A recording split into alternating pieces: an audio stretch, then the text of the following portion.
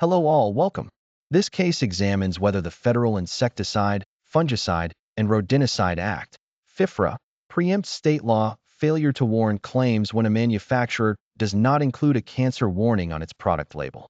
The dispute centers on Roundup, a herbicide containing the active ingredient glyphosate, which Durnell alleged caused him to develop non-Hodgkin's lymphoma after over 20 years of use. While the Environmental Protection Agency, EPA, has repeatedly concluded that glyphosate does not cause cancer and approved Roundup labels without such warnings, a Missouri jury awarded Durnell $1.25 million for Monsanto's failure to warn him of the risks. Monsanto appealed, arguing that state law labeling requirements that are in addition to or different from federal requirements are explicitly barred by FIFRA. Following is the audio recording of the case.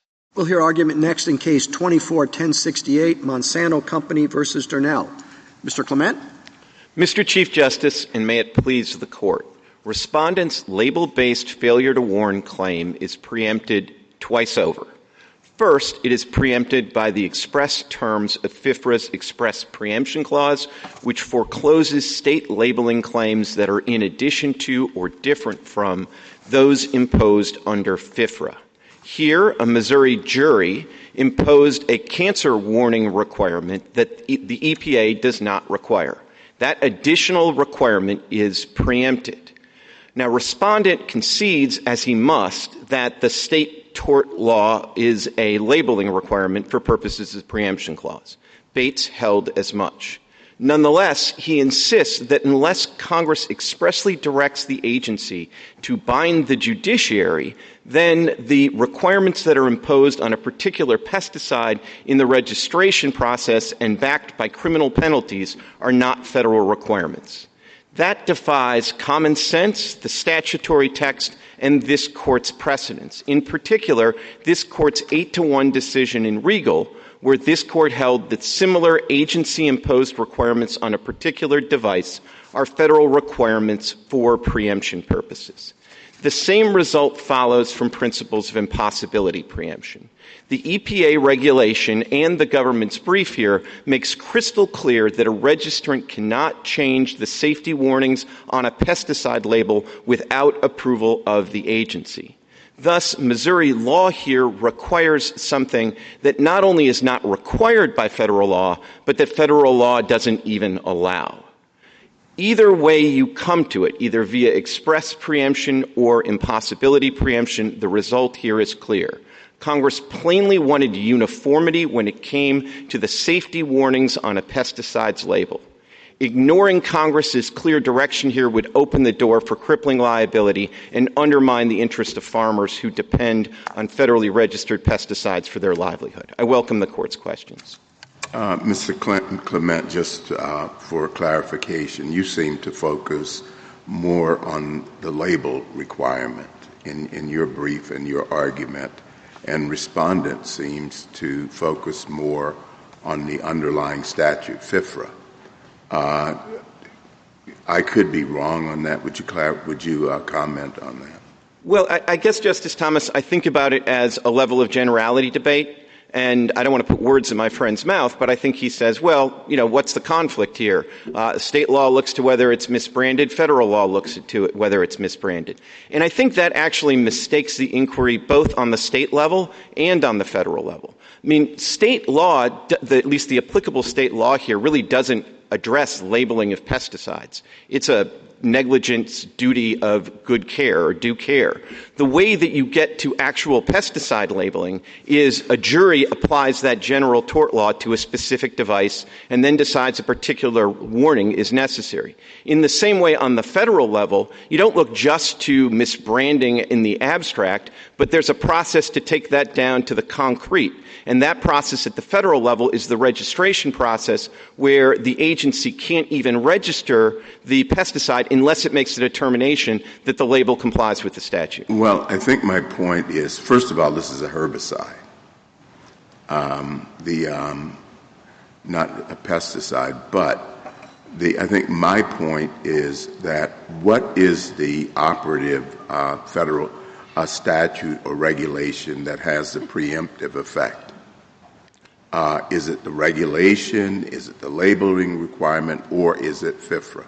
So it's all of the above, but to give you a textual answer, it's the federal requirements under FIFRA. And that word under, I mean, I know the other side sort of mocks us for focusing on a preposition, but the word under is important here because if the statute just said, the preemption clause in particular, 136 VB, if that provision said by FIFRA, there might be something to my friend's arguments. But the language of FIFRA's preemption provision, just like the language of the preemption provision from the medical device amendments that were at issue in the Regal case, both of those uses the word under, and I think that word textually captures the various requirements that are imposed at a device-specific level or a herbicide-specific level in the context of the registration process here. But, Mr. Clement, you don't dispute that a product that has been registered can become misbranded, right? Sure, and the clearest way for a registered pesticide or herbicide to become misbranded is to omit something from the label that is required by EPA in the registration process. So you mean they just don't follow the process? But are you saying that if new information comes out in the 15-year interregnum between registration and re-registration that casts doubt on the efficacy or the safety of this product, you could have a product that is misbranded even though it has been registered and initially labeled properly, correct? So I would take issue with that with respect to safety. Efficacy, as I think you know, is different, and that's why I think the Bates case is quite distinguishable because the agency actually doesn't have to evaluate efficacy. But as to safety, I think the process, if there's some new information that comes out. I mean, First of all, the registrant has a statutory requirement backed by criminal penalties to bring adverse information to the agency. No, I understand how it is brought to the agency's attention under the statute. What I'm asking is, could we have a world in which a product that has been registered, the label is consistent with what the agency has said is appropriate at the time of registration, but let's say a new research study comes out at some point between when the EPA is statutorily required to look at it again, that casts doubt on the safety of this product. So my understanding is that under Bates and the way the statute reads in saying that registration is not a defense to the offense of misbranding, that you could have a product that is registered that becomes misbranded. That's my only – am I right about that? So I disagree with that. Okay. I mean, the government may have a different view. I think the way that you deal with that and the way the agency deals with that is either through some amended registration or some cancellation process, which could be subject to judicial review. But what you don't just do is to say, well, like there's been label drift here. No. I'm just asking you whether it can be – whether misbranding and registration are two separate things. They are two separate things, but I guess what I'm resisting is the idea that because of some subsequent development, a registrant who uses the EPA-approved label could somehow have just kind of drifted into a misbranding violation. I don't think that's the case. Just to put a pin on that, I do want to just make sure I understand where you're coming from. So you're saying a properly registered product can never be misbranded. I'd say no, I wouldn't say that. What I would say is a registered product that is marketed as labeled and approved by the agency. Right, can never be misbranded. Is not misbranded. Can never be misbranded. Well, I mean, right. But of course, the easiest way I just want to make sure I understood. Yeah.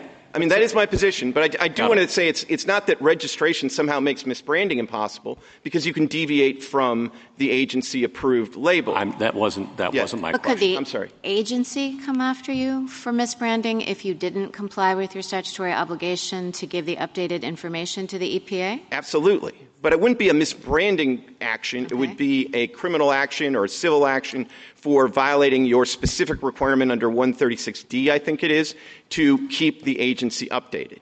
And I think that's important, of course, because that would be the federal government essentially making sure that its registrants are continuing with their ongoing obligations. And that would sort of be more consistent with the thrust of Buckman, where if you have a situation where your concern is that somehow the registrant hasn't done something they're supposed to do vis-a-vis the agency, you give the agency the ability to take care of that. You don't say somehow you're going to put that all in front of a jury, and the jury is going to determine not just how this should be branded, but also whether or not the registrant kept the agency sufficiently up to date. Go ahead.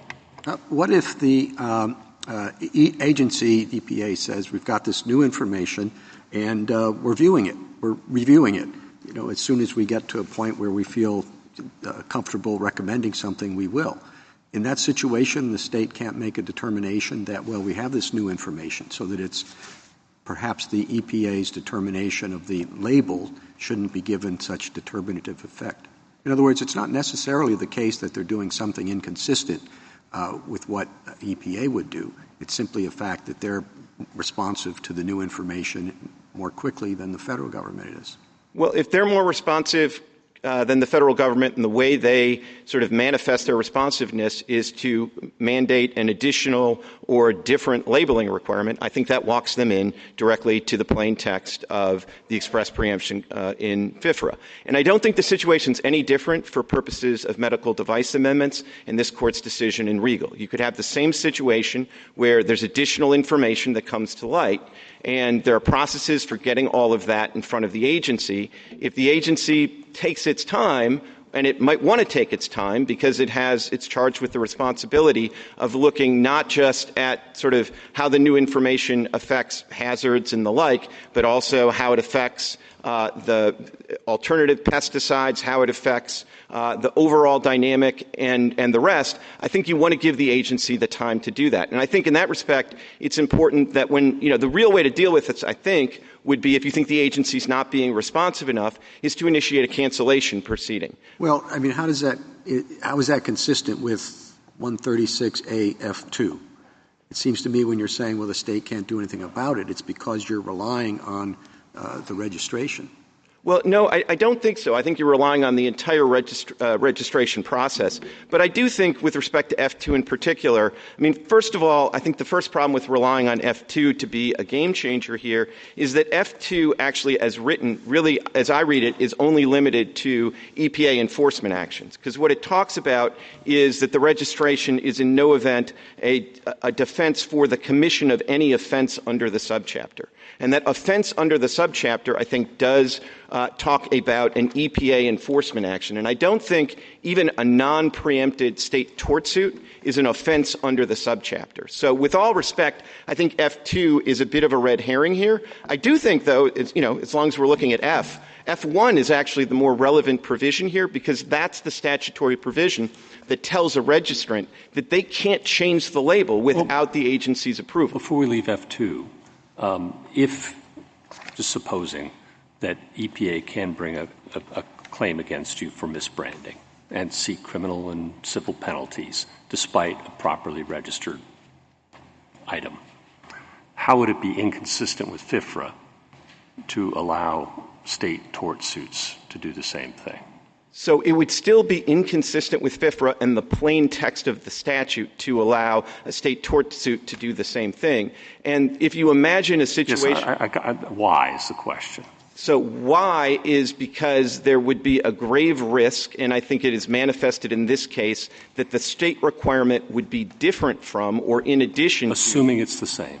So even if you assume that it's the same, I think that you have a problem here, which is the idea would be that the state requirement would be to add something to the label. And under the plain text of F1 and the relevant regulations, 40 CFR 156.70 sub C and 152.44 sub A, those provisions say that the registrant cannot change the label with respect to state That's really forms. what it boils down to then for you. It's not that you can, in fact, have misbranded but registered items, and EPA can seek remedies against you. You're just saying nobody else can do the same, even if it's the parallel proceeding, no additional requirements. because you have to go through processes to amend the label. So is it kind of this really boils down to the impossibility argument then, doesn't it? Well, I mean, I think they're closely related. I think they're slightly different. I mean, part of it is like you've asked me to assume something, which is that the EPA would go after us for misbranding. I don't think the EPA would ever go after a registrant for a misbranding that was based on the failure to include something on the label that EPA itself says that they can't unilaterally add to the label. So I just so maybe EPA would go after a registrant in the context of some efficacy claim or something like that, where EPA's position is the registrant is perfectly free to change the label. But where the arguments sort of come together is because EPA quite clearly takes the position that as to the safety warnings and the hazard warnings, those are things that the registrant can't change on their own. Well, with respect to that, if it all does boil down to the impossibility idea, that it's hard to add to these labels without EPA's permission. What do we do about the fact that, at least as the briefs before us suggest, that registrants have added cancer warnings to their labels without EPA permission or objection? So I think those are, essentially just a couple of episodic things that the EPA itself addresses in their brief and says were essentially implementation mistakes.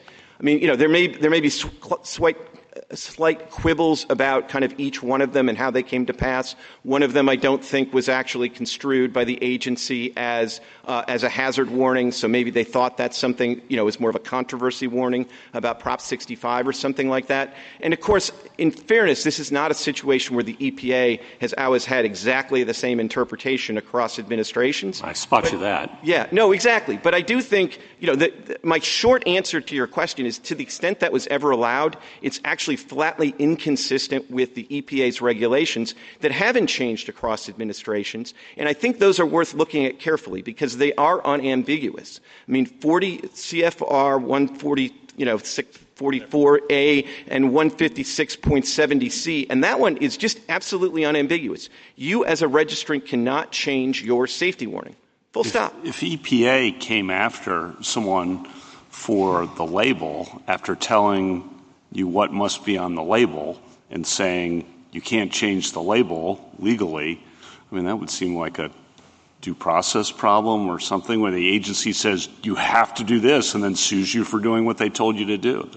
I completely agree, which is why I resist the idea that you could have a pure misbranding claim brought by the agency against a registrant for marketing the product with the EPA-approved label that EPA tells you can't change. Even in a new evidence circumstance. I feel like I understand your argument with respect to the T1 registration. EPA's looking at the label.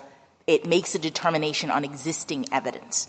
But there's a 15-year window between when that product has to be re-registered again. And lots of things can happen in science in terms of developments about the product. So if the product can become misbranded because of new information, I guess I'm just wondering why you think that you couldn't have a situation where it would be perfectly rational for either the EPA or the states to bring to the attention of that manufacturer this new information and process a claim related to it. All of that can happen, but it doesn't become misbranding. What happens is that information, first, the registrant has a statutory obligation backed by criminal penalties to bring it to the attention of the agency. And then second, anybody can initiate a cancellation provision and get judicial review under 136N, and the government has taken the position here that that's subject to judicial review. Thank you, Counsel. Justice Thomas? Justice Alito? Justice Sotomayor? I just want to pin down the area of dispute because I, too, believed that misbranding and registration were not inconsistent. A claim by FIFRA that someone has mid-branded can come even when registered. You're taking the position, I think, that misbranding would be limited to things that are not covered by the registration, meaning you change the label, you add something to it, you change it in some way, correct? Correct. You are, I think, answering Justice Jackson and Justice Kavanaugh, I think, by saying, if it's a failure to warn of something you should be warning, that would not be a misbranding claim. It would be a violation of a FIFRA obligation to disclose that information and ask for a change. Absolutely. And I think that way of looking at the world makes the whole regime mirror the medical device amendments regime, but also makes it work a lot more sensibly, because otherwise what you're basically telling a registrant is they can go through this whole process which exhaustively considers not just the product and its active ingredient, but all in conjunction with the label to make sure that it's safe and effective as used and has like a danger label if it needs it or a caution label it needs it. They go through all that process, and then the next day they market it as labeled, and they could have that all be subject to a misbranding claim. I think the problem is 136AF2, because it also says a valid registration, however, is prima facie evidence that the pesticides, labeling and packaging comply with the registration provisions of FIFRA. But it's prima facie. It's not presumptive. And so it seems to me if it's prima facie, it could be rebutted that FIFRA could come in and say you misbranded because you failed to tell us about this risk. So misbranding isn't the only offense under the statute, and there's a specific criminal penalty for failing to comply with your obligations as a registrant under that. So if you have a hypothetical registrant who has some terrible information that comes out that they're obligated under the statute to give to the agency, and they withhold it, they are certainly subject to criminal penalties. But it's not a misbranding claim. And I think it's a mistake to think all the different ways that a registrant can violate FIFRA all come down to misbranding. I mean, misbranding is just one species. And, of course, the most obvious violation, and this is why there isn't this inconsistency between registration and misbranding, the most obvious way to commit a misbranding violation is to omit something from the label that you were told you had to put on it in the registration process. That's a misbranding claim. And of course, it would only be prima facie evidence because you blew it. You misbranded. We have two lines of impossibility defense. Pliva and Wyatt are also there. Doesn't the history we're showed about the manufacturer who added the California 50 proposition information without FDA approval, doesn't that defeat your impossibility argument? Doesn't defeat your other arguments, but why doesn't it? Because the agency has, you've said, by error, whether it's error or not, they've permitted this to be done. So I don't think, my answer to that would be, I don't think Pliva and Bartlett come out differently if you could point to a couple of generic manufacturers who ultra-virus, and in a way that they actually weren't allowed to, tried to change the label on their generic pharmaceutical. I think that would have actually made those generic pharmaceuticals mislabeled if I understand that regime, which is why it didn't happen.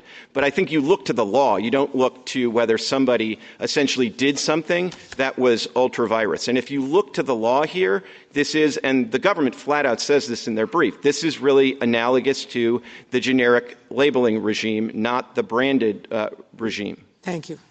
Justice Kagan. And Mr. Clement, not to say you're wrong about your view of the scope of the misbranding actions, but if you were wrong, how would it matter? Could you still win if misbranding actions were more expansive than what you're arguing? I mean, I suppose I could, and I suppose you could, kind of just go with impossibility preemption and make this very simple, because I just think you look at those regulations and it makes it clear we can't change the label. The reason I'm sort of fighting on this, and the reason I think I'm not wrong, is because I think that there, as I said, when it comes to misbranding, that's very specific. The easiest way to commit a misbranding offense is to omit something that you're required in the registration process to put on the label. If you omit something, and if, of course, the state thinks you need to add something that EPA is not requiring you to put on the label, I mean, that just walks squarely into the text of the express preemption clause. And part of the reason I'm kind of resistant to put all the weight on impossibility preemption is because, in some respects, the express preemption clause is even broader because it doesn't require an actual conflict. if the state imposes a labeling requirement that's different from or in addition to, that's still preempted by the plain text of the statute without really regard to whether it's misbranded. And it seems to me that if EPA, once you go through the registration process, they tell you what's required to be on your label.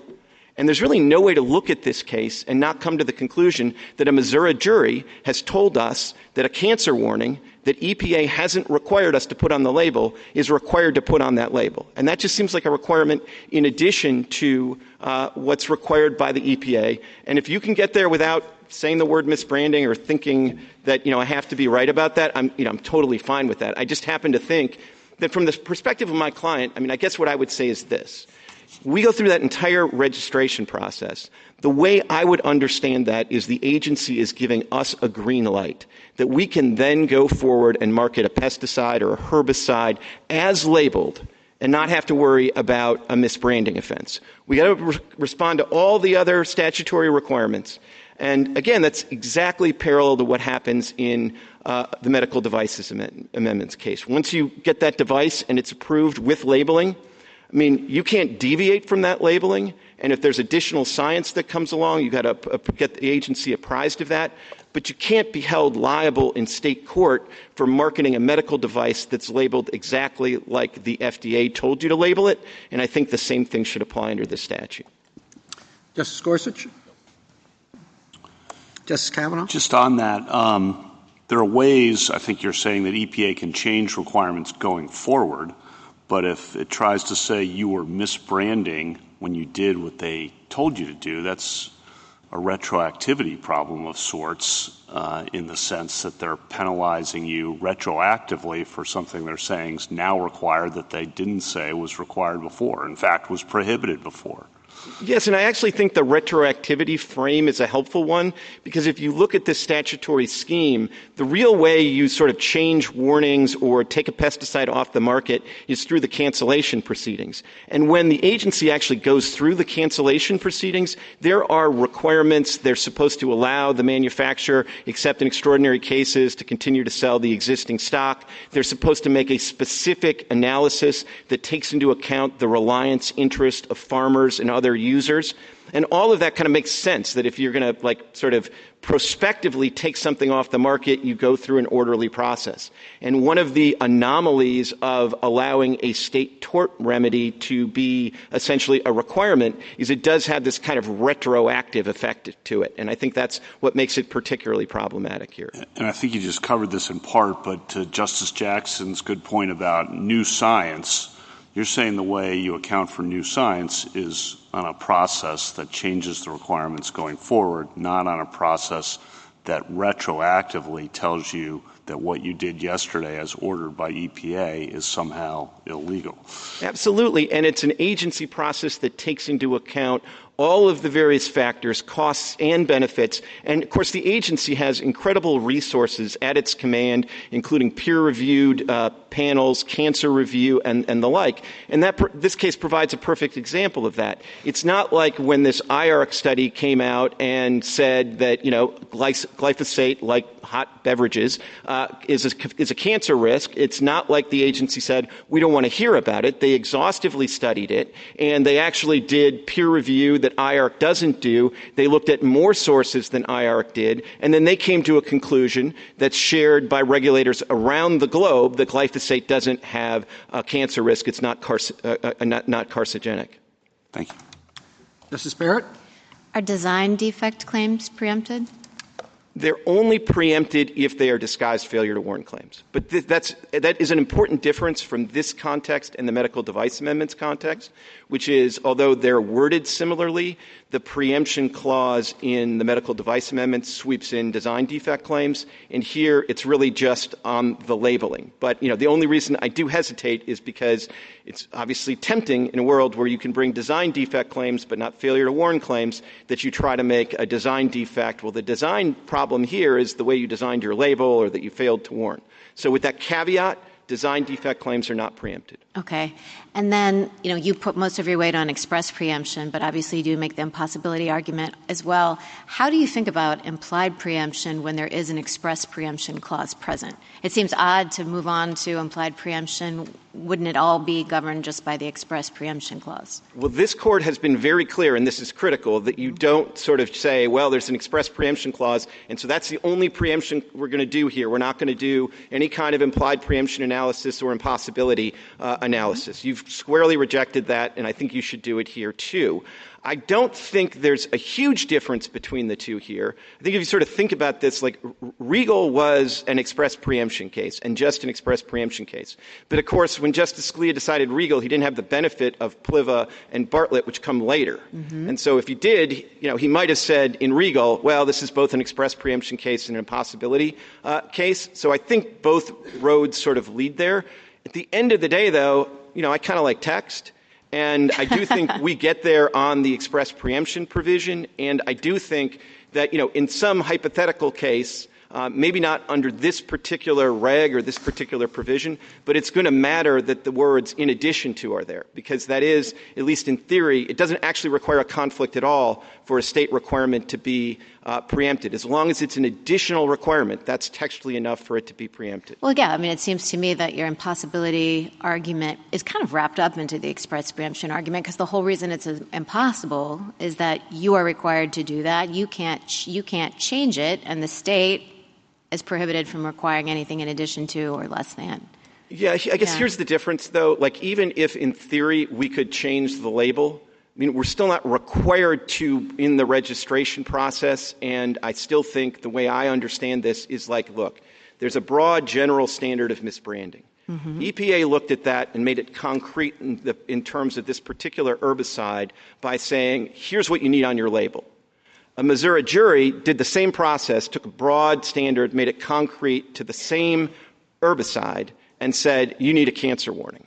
And so under Missouri law, a cancer warning is required. Under federal law, a cancer warning is not required. That is a requirement that is in addition to the federal requirement, and that would be true even if we could change the label. So here, they end up kind of being coextensive, but I can imagine a world where they're not.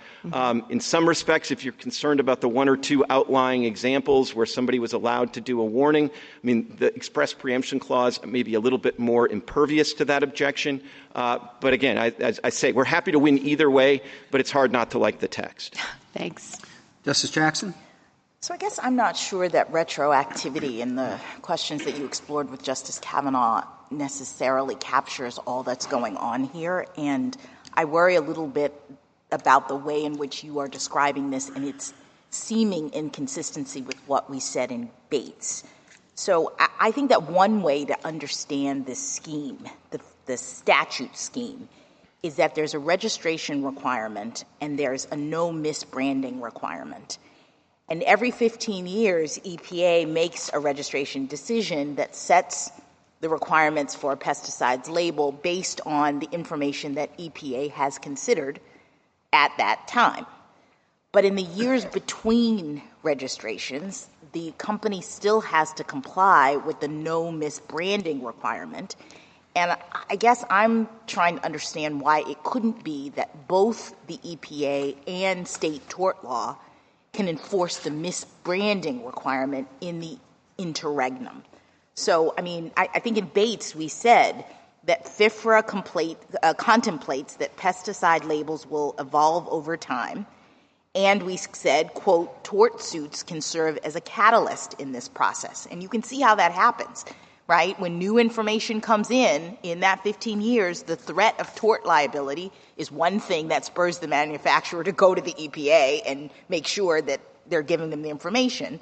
But it also enforces the no misbranding requirement. So why isn't the kind of concept of the way the scheme works, as we laid it out in Bates, how we should be thinking about it? It's prospective, not retrospective in that sense. So let me try to use Bates as an example in answering your question. So the one thing I think Bates was clearest about is kind of the clearest example anyways that Bates contemplated of a conflict that would trigger the express preemption provision is federal law says for this particular pesticide, all you need is a caution label.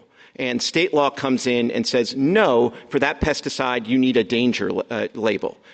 Bates says that's a clear conflict. Well, how does EPA decide that a particular pesticide needs just a caution label and not the more serious danger level?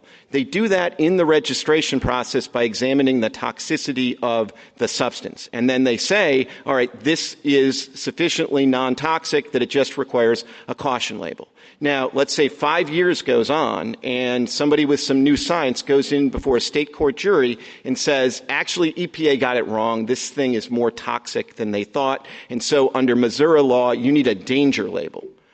I think that would still be clearly preempted by Bates, and the fact that you could tell the jury you need the danger label in order for the product to be not misbranded would not change anything. Well, I understand, but isn't there a world in which that is a different circumstance because the EPA has not yet considered that information? So you're not actually conflicting with, you're not doing anything different or in addition to the determination that the EPA had made based on the information that was before it.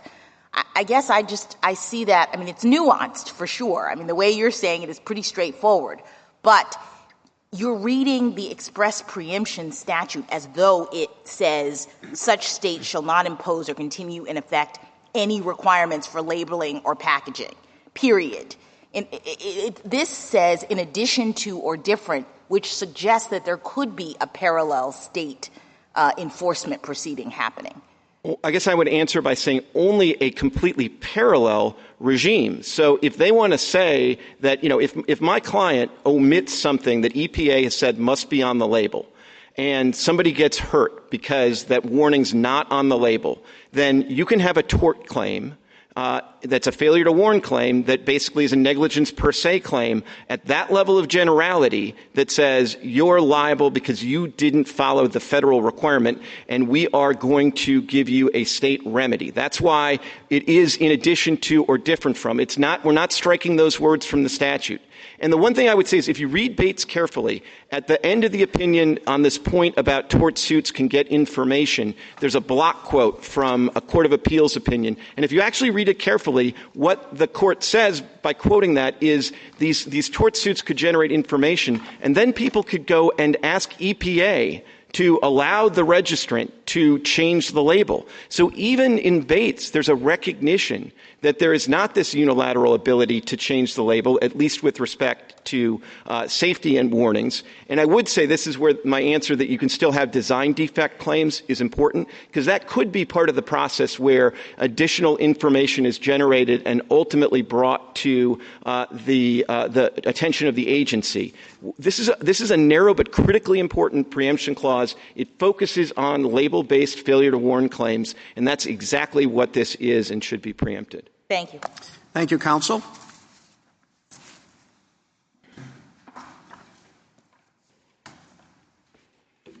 Ms. Harris?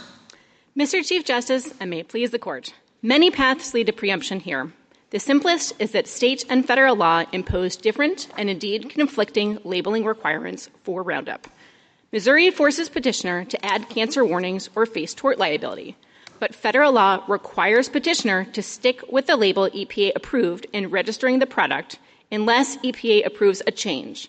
EPA registers pesticides only if EPA approves their labels as adequate to protect health. Federal law then requires manufacturers to keep using that label.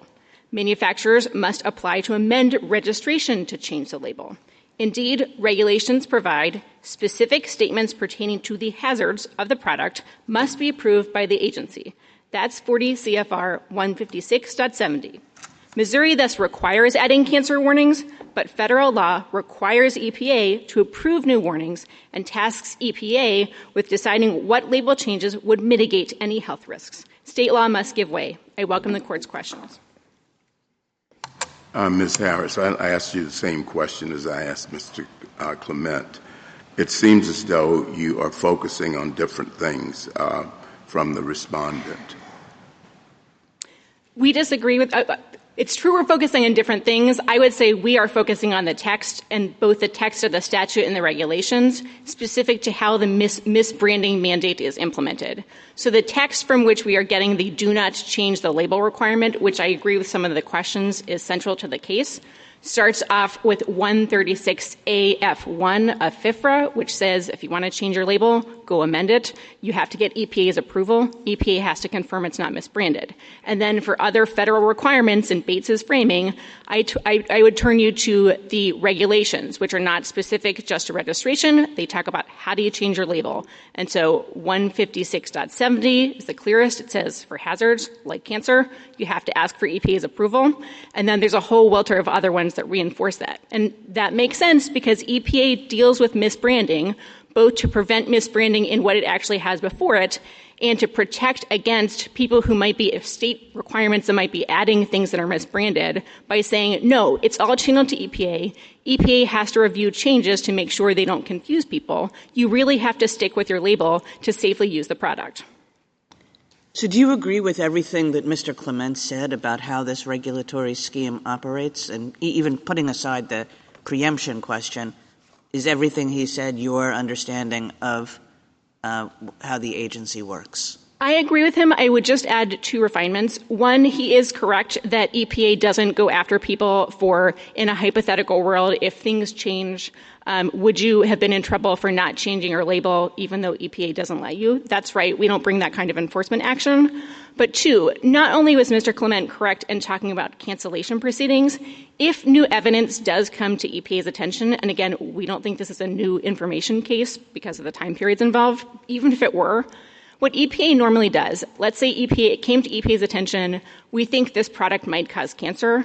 The requirements for dealing with that under federal law are completely different from a state just saying slap a cancer warning on the product. What EPA does, and this is at 136 AD1 of the statute, and then a whole bunch of regulations at 152.170 of the regulations, EPA first says, what's the exposure risk for cancer? Then EPA next asks, are there different forms of labeling that you could use for protective gear that would mitigate the exposure?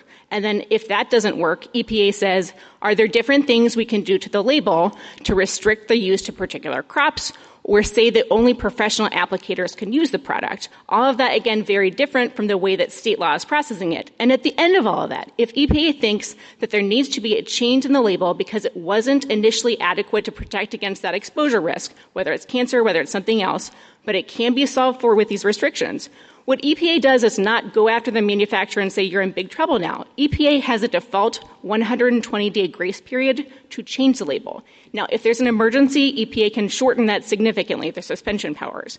But EPA, this is at 152.167 of the regulations, has the flexibility to say when your label changes. So in all of those particulars, not only is this a situation where EPA is controlling how to respond to a risk or new information that might change the calculus about what happens, EPA is doing so in a completely different way than just saying slap on a cancer warning and assume that that will sort of solve for the issue. Because EPA is looking holistically, not only at someone who might read the label and be exposed, but also at other people in the process and endangered species. Well, and throughout that long process, in response to information that suggests there is a risk that's not on the label, the states cannot do anything?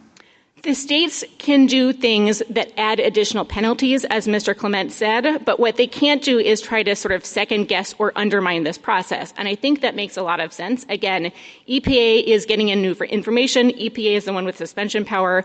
If you had 50 different states that are just like jumping the gun, Iowa says maybe this causes cancer. California says absolutely causes cancer. Some other state says this doesn't cause cancer at all, so put that on your label too.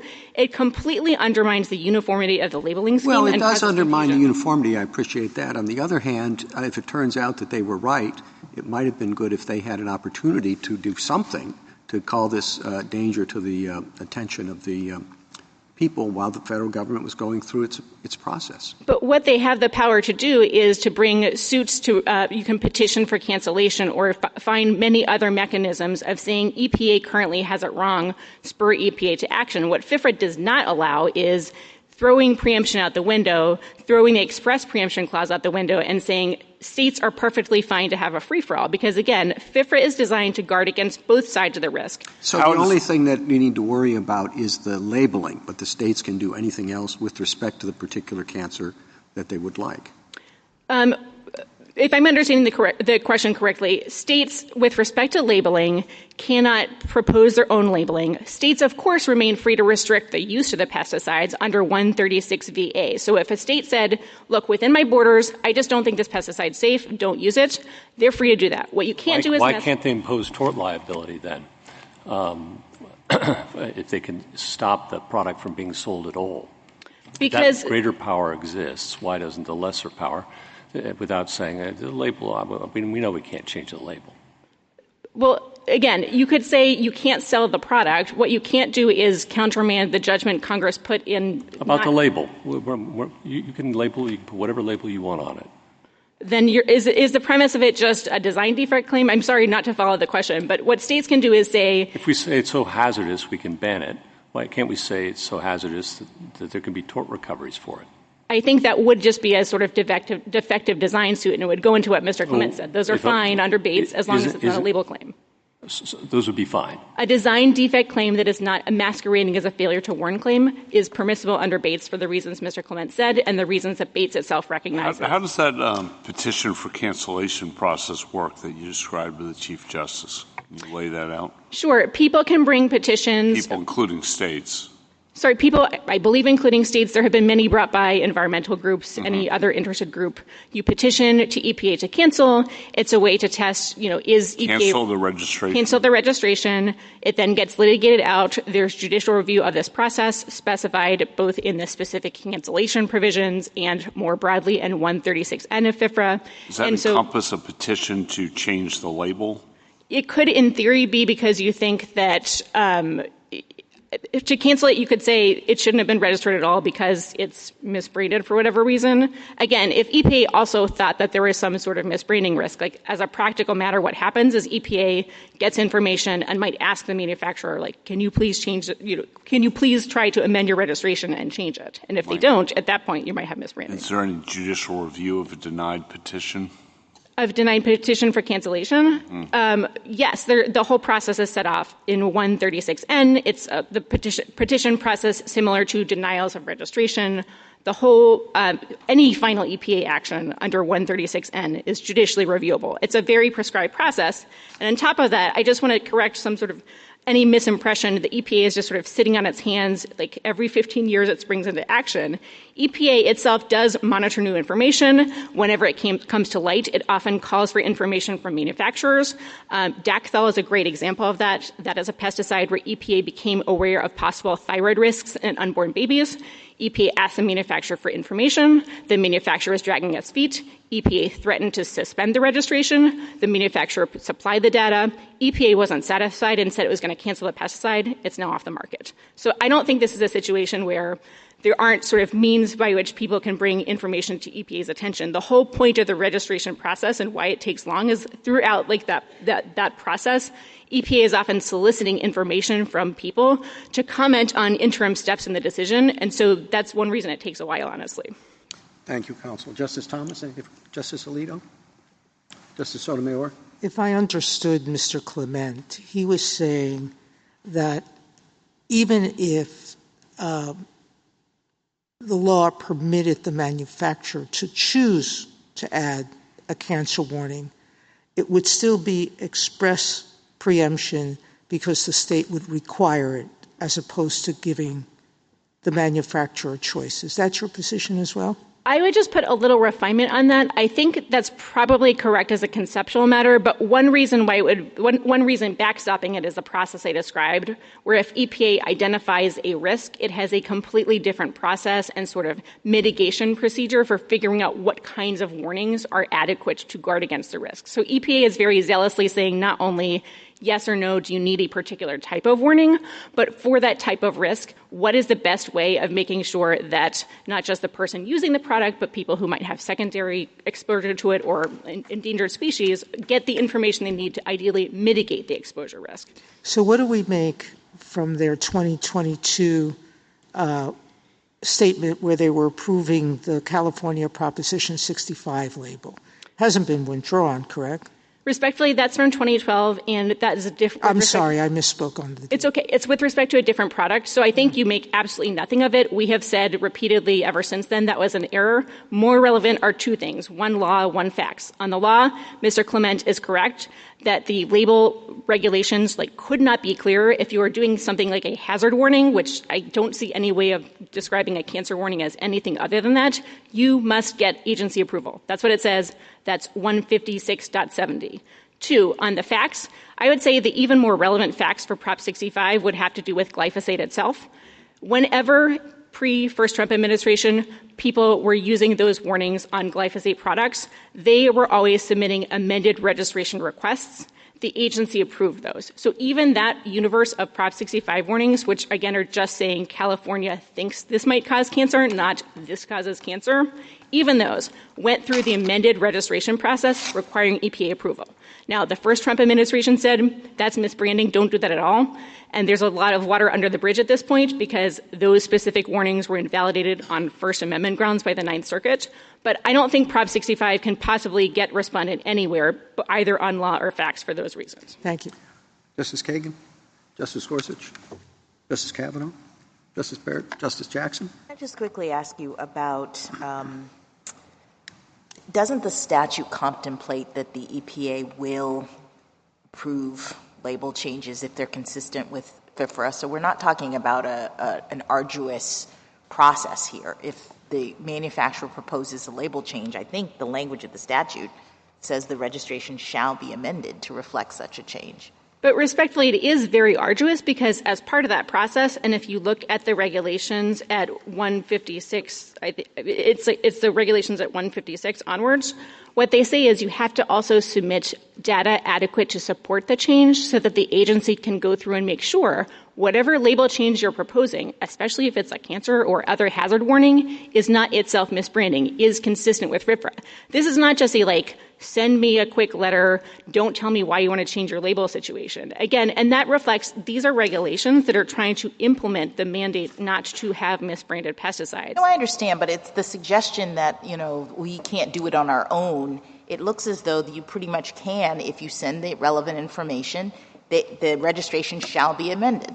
Respectfully, I don't think the idea that just because you might think approval is easy in certain situations is enough. I think that would be directly contrary to Pliva and Bartlett, where the court said— What about Wyeth? Isn't this like Wyeth? No, it's completely different from Wyeth. There's a very stark contrast. For the changes to be affected regulations for the FDA for brand manufacturers in Wyeth, it really was you, brand manufacturer, allowed unilaterally to change your label for this period of time.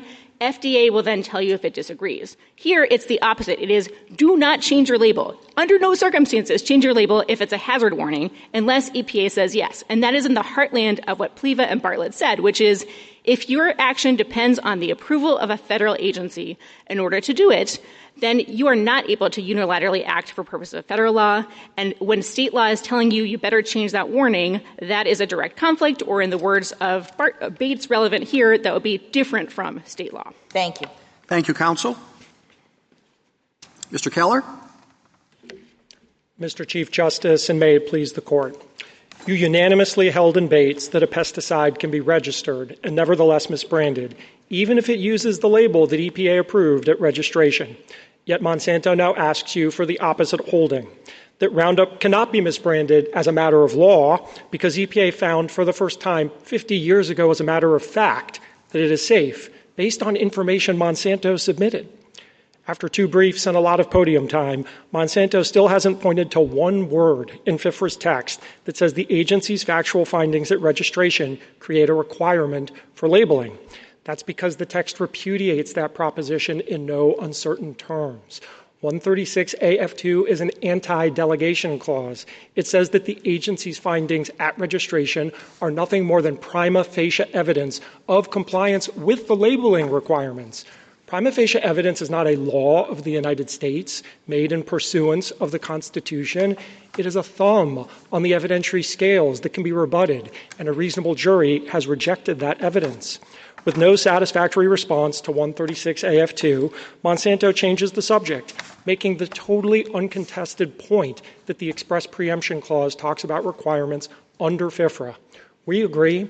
We're good textualists. We don't ignore prepositions. And we agree there are affirmative delegations of authority to the administrator to issue regulations that create labeling requirements. Monsanto's problem is they're not relying on any of those regulations. They're relying on registration and registration alone. There is nothing in, by, under, or next to FIFRA that makes the registration decisions that EPA makes binding labeling requirements with preemptive force. I welcome your questions. Could you tease out your delegation argument and how that has the impact that has on preemption? Yes, I can, Justice Thomas.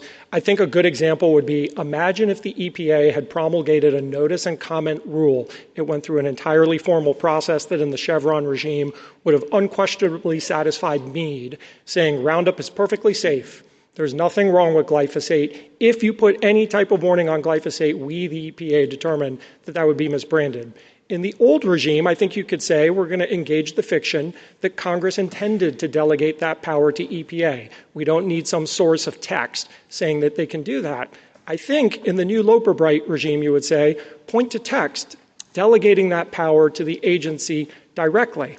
Well, they don't have that notice and comment rule, but they're trying to rely just on 136A, the registration process, to say whenever the EPA approves the label at registration, even if it's from 1974, that is the label. The label is the law. It can't be anything other than that for purposes of misbranding. But nothing in 136A says that. Everything that the administrator does under 136A is textually linked to the administrator's power to register the pesticide. He shall register the pesticide or he shall not register the pesticide. He's not liquidating the meaning of whether Roundup is misbranded for all purposes. He's expressing his opinion on the matter. You heard last week the FCC case, and it sounds like some of you might be willing to say when the FCC issues an order saying pay hundreds of millions of dollars, that's just the FCC's opinion on the matter. It doesn't become actually the law until a jury finds the facts and enters a verdict. I think there are other problems with 136AF1. You heard my friend on the other side and my friend from the United States saying that that requires pre-clearance for a label. I don't agree with that proposition. Look at the text. It says if the labeling is changed, past tense, then the administrator shall amend the registration. There's nothing that requires the manufacturer to wait for the amended registration. There's nothing that even requires the manufacturer, if the EPA says, no, I'm not amending the registration, to walk back the label change. The only thing that the EPA administrator could do in that sense is bring a civil penalties action, a criminal penalties action where there would be a jury trial, right? Or bring cancellation proceedings where the manufacturer would get to defend itself in a formal adjudicatory process with cross-examination and calling live witnesses, the kinds of formality, again, even in the old regime, that would have been required before you give agency action the force of law. You said in Menson you're not going to play a mousetrap game to create impossibility. You're not going to benefit plaintiffs by saying, well, you could have gone to the FDA and sought pre-permission or approval, and they might have said yes.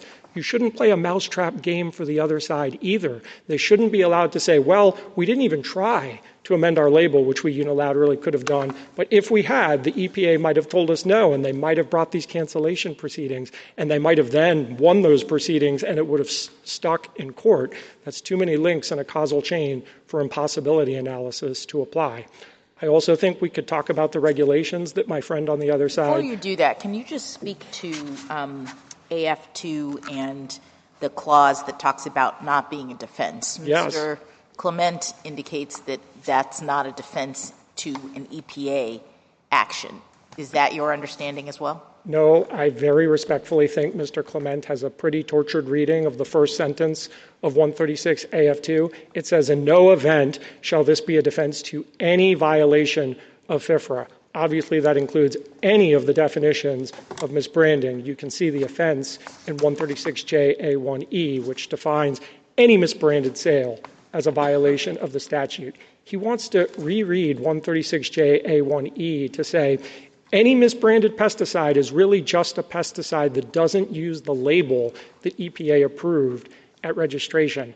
That is not a possible reading of any misbranded pesticide, particularly given paragraphs B and C. So if you want to follow the statute, it's at page 40 of the red brief appendix. Congress knew how to lock in place information from the registration statement. Paragraph B says you can't sell even a registered pesticide with claims made for it different than the registration statement. Paragraph C says you can't sell a registered pesticide with a composition different from the registration statement. If paragraph E were really meant to just be you can't sell a misbranded pesticide and the definition is the label departs from the one in the registration statement, of course Congress would have used a parallel formulation, but it didn't. So I think 136 AF2's first sentence can't possibly bear the meaning that he's suggesting. He also suggests, I believe, that 136 AF2's first sentence is not in itself the thing that he's using as the defense. He says it's not registration alone, it's registration plus the EPA's findings of safety at registration. That doesn't make any analytical sense. He's saying that the EPA has to consider safety at registration.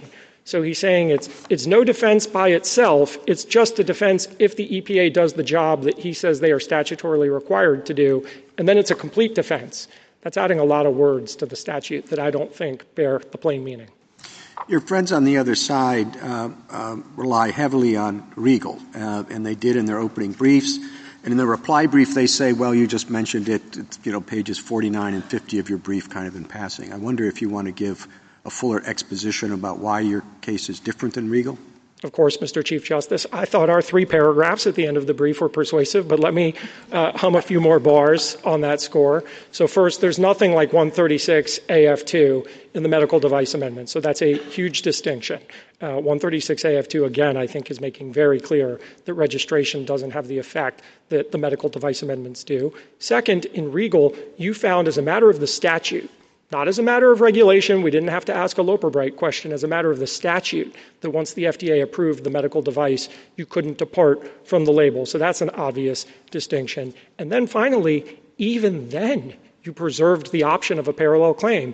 In the penultimate paragraph of the opinion, you said, we're not going to address whether a misbranding claim could proceed here because there is an obligation under the Federal Food, Drug, and Cosmetic Act to not sell a misbranded device. Stop selling is the duty. Ms. Regal might have been able to pursue that sort of claim, but she raised it too late. We're a court of review, not first view, as you said many times, so you're not going to address it. So you left open the question that's not open in FIFRA because you have Bates, and Regal didn't overrule Bates sub silentio. I mean, just to be simple-minded about this, Mr. Keller, you have a preemption provision that's labeled uniformity, that's clearly designed to achieve uniformity in labeling. And what uniformity would your regime achieve? Uniformity in law. So I believe that the express preemption clause is requiring uniformity in law. The law of Missouri and the law of the United States have to be the same. They can't be in addition to or different from each other. So it is truly requiring parallel law. It does not require fact finders to find the facts the same way. So the law of the United States and the law of Missouri could be the same. One jury could say, Monsanto didn't do it. There's nothing wrong with this pesticide. Glyphosate is totally safe. There's no breach of duty. That's not a preemption question. That's a question of breach of duty. And a different jury could come out the way Mr. Durnell's jury did. Congress could, of course, write a different express preemption clause. Monsanto is lobbying literally right now for Congress to do that. And if they are successful through the bicameralism and presentment process, we would begrudgingly concede that these state claims would be preempted. But that's not the law Congress wrote. You think it's uniformity when each state can require different things? I don't think each state can require different things. The law has to be uniform. So if Missouri law was in addition to or different from... The label's illegal in one state and legal in another state. That's uniformity? I don't agree with that. The label's not illegal in one state and legal in a different state. A jury has found the facts to say... The label subjects you to liability in one state and does not subject you to liability in the other state. Is that uniformity? I don't think it's state by state. I think it's jury by jury. You noted in Bates that despite the government's claim of a cacophony or a patchwork or a crazy quilt, that's just the consequence of our civil jury system where you have individual cases or controversies. I agree with you absent a clause that says uniformity in federal law. Well, it says uniformity, but uniformity is the caption. What does the actual text of the uniformity clause say? It says you can't have any requirements for labeling in addition to or different from those required under FIFRA, and the requirements for labeling are those supplied by the misbranding prohibitions defined by Congress in 136 subsection Q. So as long as Missouri mirrors those requirements, Bates says a requirement is a rule of law to be obeyed. So if Missouri law and federal law have the same requirements, it's not in addition to or different from. If they changed the label from what EPA had said, would they have been violating federal law? So no, this goes more to impossibility.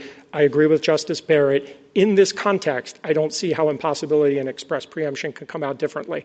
You have cases like Geyer where you say you can still go on to implied preemption, but here it requires parallelism. It can't be in addition to or different from, so they have to be the same. Justice Thomas, you've talked about— Just to go to my question, if you could. Apologies. Under federal law, if they do a different label than what EPA has approved, would they be violating federal law? No. I think I win that 3 different ways. I don't think the statute prohibits a label change. Look at 136J. There's a long laundry list of prohibited acts. Changing the label unilaterally is not on that list. We've already talked about 136 AF1. I don't think that there's anything there that— So the Solicitor General's wrong about that? Yeah, very respectfully, yes, he is. And you don't give deference to the Solicitor General in interpreting FIFRA. You look at the words for yourself. So yes, the United States is wrong about that. Then they go to the regulations. They quickly jump to the regulations. What's the source of authority for those regulations? If you ask the EPA the source of authority for those regulations, I kid you not, it's 136 to 136Y. They cite the entire statute. That's their source of authority. If you cite the entire statute as your source of authority, that's a pretty good indication that you don't really have a good textual source of authority. Again, maybe in the Chevron regime, we might have looked past that. But we're in the Loper-Bright regime. I think you need affirmative text. Well, Mr. Keller, did Loper-Bright say one word about preemption? No, it doesn't. But Loper-Bright is about the relationship between 2 branches of the federal government, right? Well, I agree with that. I think it is always a separation of powers issue if you're going to ask whether the executive branch gets to pronounce what the law is instead of the judiciary. And then, of course, that's relevant in the preemption context. Why is it relevant? Preemption involves the relationship between the federal government and the states. It does, and under the Supremacy Clause, federal law is the supreme law of the land. So what counts as federal law is relevant to every preemption inquiry. I would be surprised if Loper-Bright were somehow cabined and not applied in preemption cases where a regulation is doing the work to create preemption. You have the separation of powers problem plus a federalism problem because you're letting the executive, not Congress, preempt valid state law. That should only be done pursuant to a valid your delegation. prescience about where the law might go is interesting, but it's not there now, is it? Well, I think that that's what you meant in Loper-Bright. You all know better than I do what you really meant in Loper-Bright, but I think a rule that says the Loper-Bright regime is cabined to separation of powers cases and doesn't apply in preemption cases, I don't think makes analytical sense. You could draw that line. You've drawn lines before that maybe previously didn't occur to me that subsequently emerged. So I'm not going to tell you couldn't do it. You think that would be an irrational line to draw? I do, yes, because Loper-Bright is asking the same sort of question. Who decides what the law is? Is it the judiciary or is it the executive branch? That is obviously relevant to preemption questions when we're trying to figure out what the law of the United States says. Well, Loper-Bright didn't suggest that Congress couldn't delegate power to agencies. I agree. And it seems here as though there's a pretty big delegation of power to APA. I agree. To figure all these matters out. I agree there is an important set of delegated powers to EPA. And there are many that we haven't discussed that I do think would create labeling requirements. But the registration provision of 136A, which is where he and the government hang their hats, I do not think is this broad delegation to ultimately decide whether a pesticide is misbranded or not. I agree with you, though. There are express delegations of authority that I do think could create labeling requirements. I can give you 136WC2. Well, I mean, if we just sort of think about this scheme, right, it says to EPA, you have to do this big study, you have to weigh costs and benefits, you have to figure out on the basis of that whether to register a pesticide. You have to do that again every 15 years. You have to keep track of things in the interim. You have to, take seriously further information that industry gives you after registration? It just seems like a lot of stuff that the EPA does and is told by Congress to do to ensure the appropriateness of a particular pesticide. I completely agree with you. FIFRA is structured in a way to maximally protect the consumer. So selling an unregistered pesticide is the first offense in 136J, but you also can't sell a misbranded pesticide. And so regardless of what the EPA says, they are not a safe harbor. They don't get to announce for you by registration all of those other provisions to protect the consumer from these dangerous products, which by definition kill living organisms. They just don't have that blanket immunity. I agree that EPA has all of those obligations, and though I think there are a lot of conscientious people working at that agency, I think we should also all agree that things slipped through the cracks with that agency. They were a decade behind schedule in their re-registration of Roundup, only to have their findings regarding human health vacated by the Ninth Circuit in a decision they don't challenge. So the last re-registration that we have is 30 years old, 1993. It would also probably not surprise you if they're not constantly keeping abreast of all of the annual reports. You've said similar things in the Food, Drug, and Cosmetic Act context, where there's a lot more rigorous upfront data because human data, phase 3 clinical trial data, is given to the FDA. And even there, the FDA agrees that post-NDA application, post-approval, you can still have a misbranded drug. It shouldn't be less protective of consumers under the context of FIFRA, where the EPA is operating with less information. On those points, can you speak to the petition process that Ms. Harris was addressing, the petition to change the process where you go to EPA and say, there's new science, you're behind the times, everything you just said? I thought there was a process you can go to EPA, but I want you to address what you think of that. I actually think Ms. Harris said it exactly right. There is a process by which citizens, and I'll confess, I don't know if states can as well, but I'll take her word for it that states can also go and say, you shouldn't have re-registered this pesticide, and there can be a formal process. The agency, of course, would get deference, but there is judicial review under, I believe, 136A.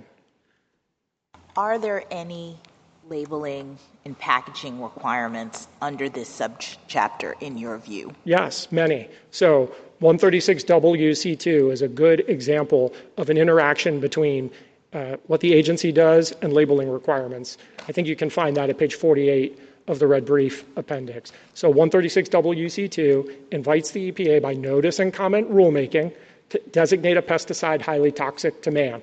That designation creates labeling requirements because a highly toxic pesticide is misbranded if it doesn't have the skull and crossbones on the label, or if it doesn't have poison in red letters. That's 136Q2D. So if Missouri law said put poison in purple letters, it would be preempted. If Missouri law said don't scare consumers with the skull and crossbones, it would be preempted, and it would be preempted under FIFRA because it's the operation of the misbranding prohibition in conjunction with a valid delegation of authority. Congress knew how to delegate authority. The danger caution example in Bates is another one. 136A subsection D is where there's an express delegation to regulate, to create signal words on restricted use pesticides. So even though Bates didn't go into a long discussion of where that source of authority was, again, we were in the Chevron era, so it didn't have to, there's an actual delegation. Congress knows how to delegate this authority. It didn't through the registration process. Thank you. I'm happy to cede back time. Justice Thomas? Justice Lee?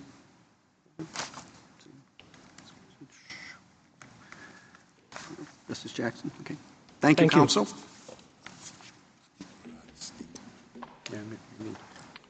Mr. Clement? Thank you, Mr. Chief Justice. Just a few quick points in rebuttal. My friend started with Bates. Bates really is distinguishable because it was mostly talking about efficacy and went out of its way to say safety is different. You can sort of think that in some respects Bates is like Lohr to Regal. Lohr said 510Ks, we really don't do a lot, so we're not focused on that much. There's nothing there to essentially have preemptive effect, but pre-market approval in Regal was different. I think it's the same with respect to efficacy and safety. On Regal itself, my friend offers two distinctions. I don't think either of them works. First, he says there's no equivalent to F2, but even without the equivalent of F2, nobody in Regal thought that just because you got pre-market approval, that didn't mean you couldn't possibly mislabel your device if you used labeling that was different from what was approved in the pre-market approval process. So F2 really doesn't do anything that wasn't already implicit. And then he also pointed to, he said, well, there's a statutory provision there that said that you can't change the labeling. If you look at the provision Justice Scalia cited there, you'll see that it's very analogous to the F1 provision that basically says you can't change the label, and you have to read the whole sentence because at the end it says without the approval of the agency. So Regal really is parallel here. The possible difference is there's still more open in this regime because you can have design defect claims. You can have states, if they really want to say you can't use it, states have options that they didn't have under the medical device amendments. So let me just finish with uniformity and practicality. On uniformity, it's worse than 50 states. It's every jury is a new day. And I checked, uniformity is a title, but it went through bicameralism and presentment just like the rest of the statute. So I think you have to take that seriously. Finally, just on the practicalities of this, if you tell any one of those juries that this fancy-sounding international association on the research of cancer found a hazard warning for glyphosate, that sounds pretty bad.